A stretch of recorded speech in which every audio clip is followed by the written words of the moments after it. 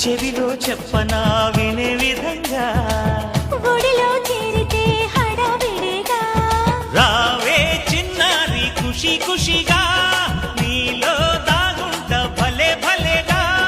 భరించుకో ప్రియా ప్రియంగా నీ కౌగిలిలో సుఖిల్చని సుఖీ భవంగా ఓ రంగా శ్రీరంగా